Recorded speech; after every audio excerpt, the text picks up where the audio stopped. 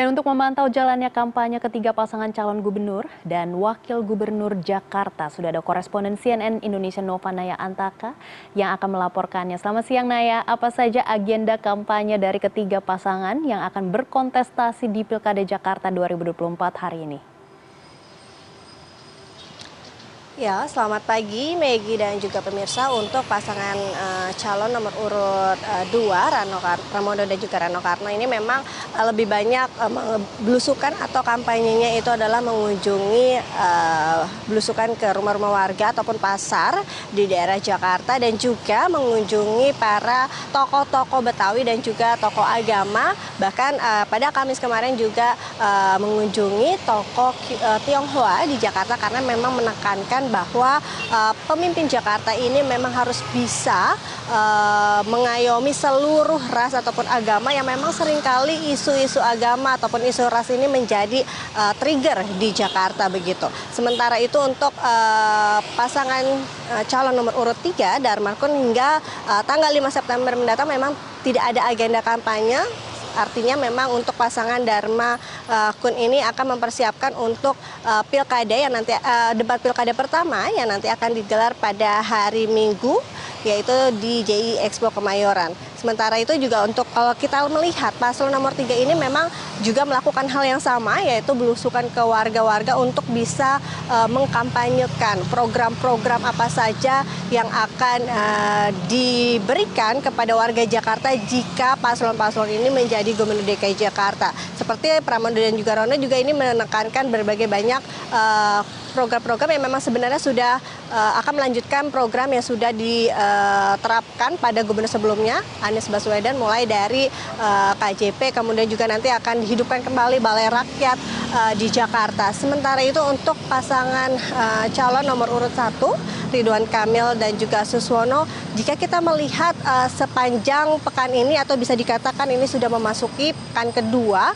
tentunya memang ini sebetulnya kalau kita melihat dari 3 paslon ini hampir sama. Tentunya mereka akan belusukan ke warga-warga, di mana dalam pekan ini saja juga untuk pasangan Ridwan Kamil dan juga Suswono ini menerapkan melakukan belusukan ini terpisah. Artinya Ridwan Kamil melakukan belusukan ke beberapa daerah atau warga di Jakarta, seperti waktu itu di Pancoran, kemudian belusukan menyapa warga.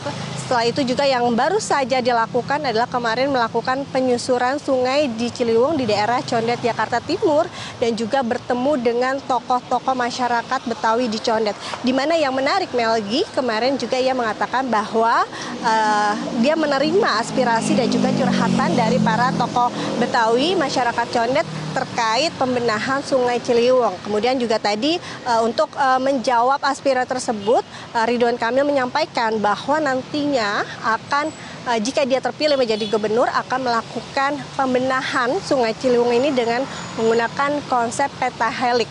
Lalu pertanyaannya apa itu pentahelik ini adalah menggunakan konsep yang memang sebenarnya sudah diterapkan oleh Ridwan Kamil ketika menjabat sebagai gubernur Jawa Barat untuk membenahi Sungai Citarum. Artinya pentahelik ini adalah kolaborasi 5 unsur atau stakeholder yang melibatkan dari pihak TNI Polri, kemudian akademisi, kemudian juga masyarakat, dan tentunya media yang nantinya akan dilibatkan seluruhnya. Karena Ridwan Kamil menyampaikan bahwa jika hanya pemerintah saja yang turun untuk membenahi, ini tentunya kekuatannya hanya 20% saja. Tentunya harus didorong dengan kekuatan seluruh stakeholder sehingga yang diharapkan pembenahan ini akan lebih masif. Dan selanjutnya juga terkait yang menarik adalah alternatif transportasi sungai ini juga kemarin juga sempat dibahas. Kemudian Ridwan Kamil juga mengatakan bahwa akan mengkaji dan mengecek kembali apakah memungkinkan jika transportasi sungai ini diterapkan di DKI Jakarta. Dan yang menarik juga tentunya bagi ketiga paslon ini adalah untuk bisa mempersiapkan menghadapi debat pertama, yaitu pada Minggu 6 Oktober di JI Expo Kemayoran. Dan untuk paslon nomor 1 ini memang juga ketiganya sudah melakukan persiapan tentunya dengan membahas materi-materi, baik tema materinya dari sektor SDM dan juga transportasi. Ini juga menjadi salah satu materi yang nanti akan didebatkan pada pada debat pertama Pilkada Jakarta. Dan untuk paslon nomor 1 ini juga mengatakan bahwa selain persiapan menguasai materi, juga yang menarik adalah tentunya jika kita melihat paslon nomor 1 ini, Ridwan Kamil, tentunya banyak program-program yang menjadi gagasannya itu ada 70 program.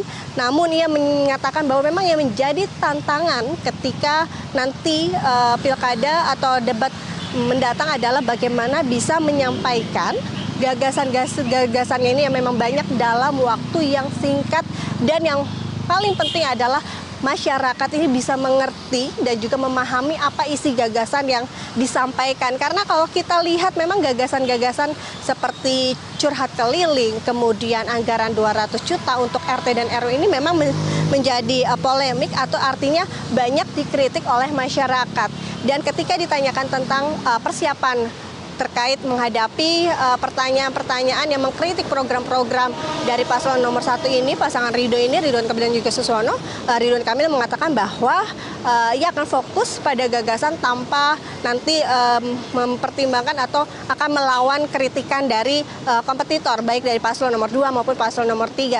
Hal serupa juga pada paslon 2 ini, Pramono dan juga Rano Karno juga akan berfokus pada materi-materi dan juga bagaimana caranya untuk bisa menyampaikan gagasan-gagasannya pada debat pilkada pada hari Minggu mendatang. Karena kita mengingat bahwa ketiga paslon ini memang juga dikejar oleh timeline waktu kampanye yang cukup singkat, artinya hanya 2 bulan saja, mulai dari tanggal 23 September sampai nanti hari pencoblosan di tanggal 27 November. Artinya ketiga paslon ini memang harus benar-benar bisa melakukan kampanye dan juga menyampaikan bagaimana gagasannya ini sampai mengena ke hati warga Jakarta. Dan tentunya janji-janji manis ketiga paslon ini nantinya kita akan buktikan, siapapun pemimpinnya memang harus membuktikan tentunya siapapun pemimpinnya ini dapat membuat Jakarta menjadi lebih baik untuk 5 tahun mendatang. Maggie.